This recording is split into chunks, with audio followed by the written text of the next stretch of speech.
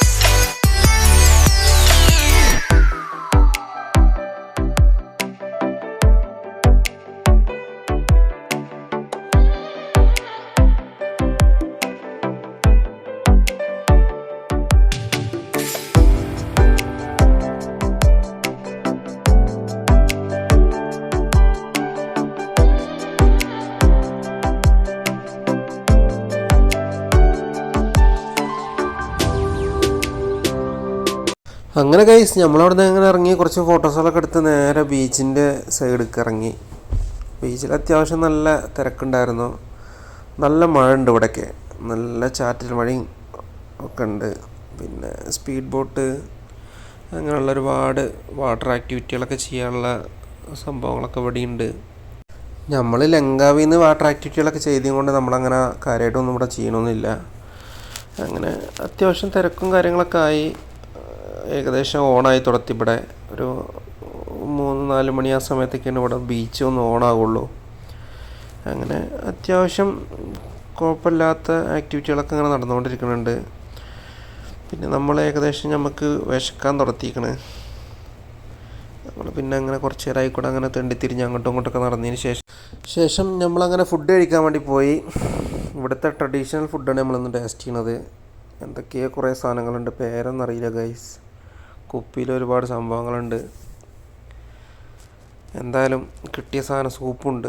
പിന്നെ അത് ചമ്മന്തി പോലത്തെ എന്തോ മധുരമാണ് എന്തായാലും.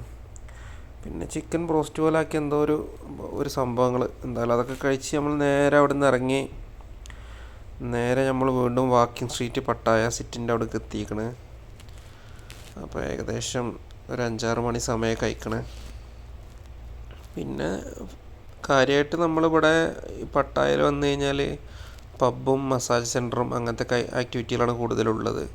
അങ്ങനത്തെയൊക്കെ ട്രൈ ചെയ്യേണ്ട ആൾക്കാർക്കൊന്നും വിഷയമല്ല. നമുക്ക് പിന്നെ കാര്യമായിട്ട് അങ്ങനെയൊന്നും ട്രൈ ചെയ്യാനില്ലാത്തതും കൊണ്ടും നമ്മൾ പബ്ബ് അങ്ങനത്തെയൊന്നും കയറാത്തതും കൊണ്ടും നമ്മൾ ഫുള്ള് തിരിഞ്ഞ് നടക്കൽ മാത്രമേ ഉള്ളൂ ഇവിടെ.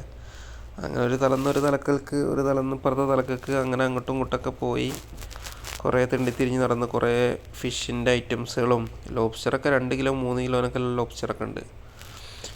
അത്യാവശ്യം നല്ല റേറ്റും ഉണ്ടിട്ടില്ല, റേറ്റ് കുറവൊന്നുമല്ല, അത്യാവശ്യം റേറ്റ് ഉണ്ട്.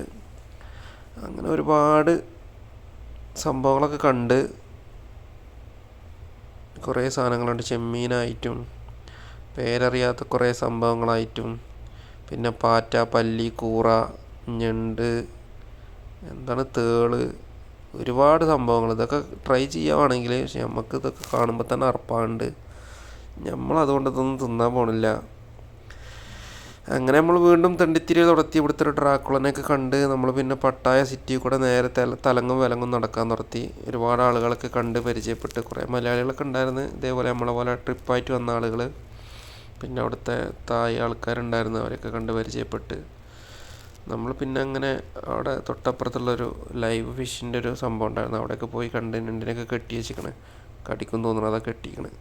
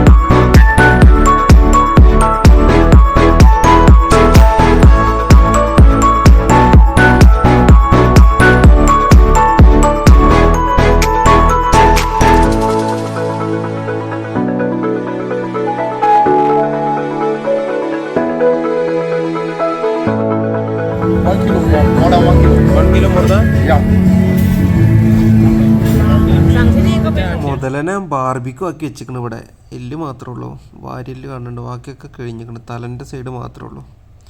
ഒരു മുതലനെ ഫുള്ളാക്കിയിട്ട് ഞമ്മക്ക് പറ്റുന്ന ഐറ്റംസ് കണ്ട് അങ്ങനെ നമ്മൾ 2 ഇളനീരൊക്കെ വാങ്ങി ചില്ല് ചെയ്ത് ഇവിടെ ഇങ്ങനെ കുത്തിരിക്കുന്നുണ്ട്. അടുത്തൊരു വീഡിയോയുമായി വീണ്ടും കാണാം. അതുവരേക്കും ബായ്.